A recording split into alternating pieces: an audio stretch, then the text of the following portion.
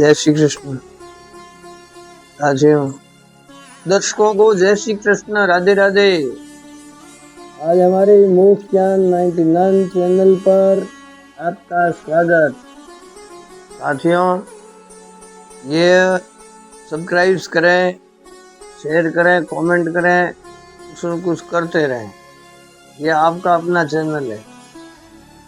आज मलमास के बारे में मेरे को पूछा गया कि भी ये जो है खर मास होता है, एक मलमास होता है, एक पुरुषोत्तम मास को भी मलमास। पुरुषोत्तम मास द्वितीय 2 है इस बार, सॉरी 2 जेठ है इस बार, उस समय होगा। अभी धनारक चल रहा है। वृश्चिक के बाद सूर्य धन में संक्रमण हुए 15 तारीख से शुरू हुआ है, 14 जनवरी तक चलेगा। तो इस दौरान हमें क्या करना चाहिए और क्या नहीं करना चाहिए, इसके बारे में हमारा ज्योतिषीय जो शास्त्र है उसके आधार पे मल मास में, इस मास में ये जो है भगवान विष्णु की पूजा करनी चाहिए। विष्णु सहस्त्र नाम का पाठ प्रतिदिन करना चाहिए और तुलसी माता को कच्चा दूध चढ़ाना चाहिए और भगवान का स्मरण करना चाहिए निरंतर। और दूसरा क्या है कि दान पुण्य करना चाहिए। अन्न दान परम दानम विद्या दानम मतः परम, अन्न क्षणिका तृप्ति विद्यावजीवम तपेत। अन्न दान करने से तो क्षणिक तृप्ति होती है, विद्या दान करने से विशेष रूप से तृप्ति होती है। तो विद्या दान कैसे करें? विद्यार्थियों को पोशाकें देना, विद्यार्थियों को भोजन करवाना, विद्यार्थियों को पुस्तकों का उपलब्ध करवाना, विद्यार्थियों को फ्री में पढ़ाना, आदि विद्या दान में आते हैं। और अन्नदान में सभी प्रकार के अनाज हैं, वो कबूतरों के लिए, गायों के लिए, कुत्तों के लिए, अपाहिजों के लिए, लूल लंगड़े जो एक्सीडेंटल जो दुर्घटनाग्रस्त है, जरूरत वाले लोगों को देना चाहिए। धापोड़ा ने धपाड़ियों कोई मतलब नहीं है। वास्तव में जिसके पास में अभाव है उसको देना चाहिए, सुपात्र को दान नहीं देना चाहिए। दान सुपात्र को देना चाहिए। ऐसा कहा हुआ है कि पय पान भुजंगा नाम केवल विषवर्धनम, अगर सांप को दूध पिलाएंगे तो केवल विष वृद्धि होगी, इसलिए पात्र को दान देना चाहिए। हमारे आगे बताया जप और तप करना चाहिए। तप माने तपस्या, मानसिक रूप से भगवान का जप करना, और तपस्या करने का मतलब है शरीर को धर्म के मार्ग पर शरीर की जो अपने शरीर को सुख से वंचित करना, कष्ट देना, धर्म के मार्ग पर संकल्प करके। पिताजी में लिखा है कि जो मनमाने ढंग से शरीर को कष्ट देते हैं वे नरक में जाते हैं। हठ योग के अंतर्गत कई लोग शरीर को कष्ट देते ही रहते हैं, उससे कोई फायदा नहीं।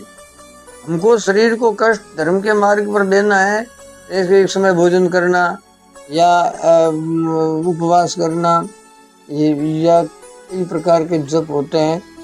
मन वाणी का तप है, किसी को गाली नहीं बोलना, झूठ नहीं बोलना, ये वाणी का। और शरीर का तप है, शरीर को धर्म के मार्ग पर जैसे एकादशी करना, व्रत करना, उपवास करना, जप करने के लिए। जपाक सिद्धि जपा सिद्धि जपा सिद्धि न संशय, जप से सिद्धि होती है। मन को एकाग्र करके जप करना चाहिए भगवान को। ये पुरुषोत्तम मास हो चाहे मल मास ये हो, भागवत जी का पारायण करना चाहिए।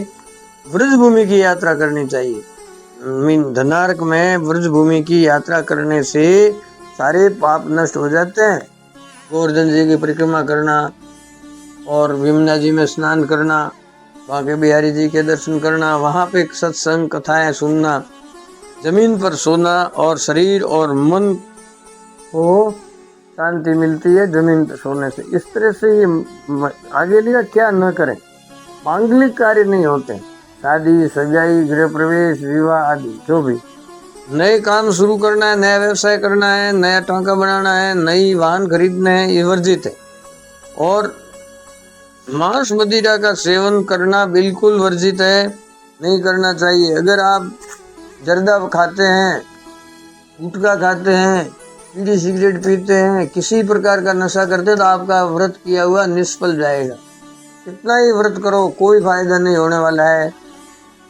पद्म पुराण में लिखा है कि जो ब्राह्मण जर्दा खाता है उसको दान देने वाला नरक में जाता है।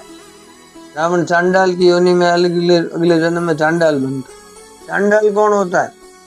स्वपच, जो न कभी स्नान करता है, न कभी दान पुण्य करता है, न कभी मंदिर जाता है, झूठ बोलता है, शिकार करता है, मद्यपान करता है, मांसाहार करता है, वो चांडाल कहलाता है।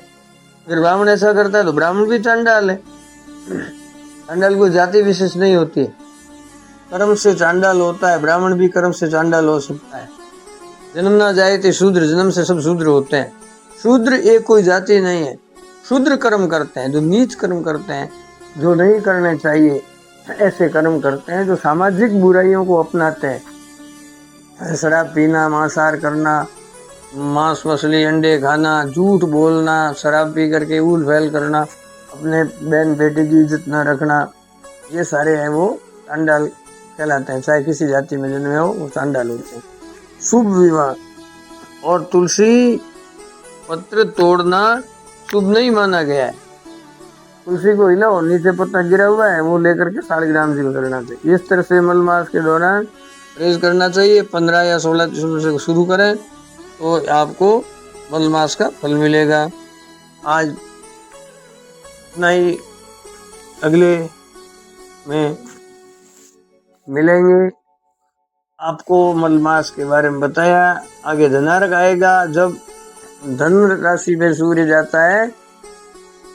सूर्य जब बृहस्पति की राशि मीन और धन में जाता है तो खरमास और मलमास होते हैं। तो इसमें शुभ कार्य वर्जित है, दान पुण्य करना चाहिए। राधे राधे।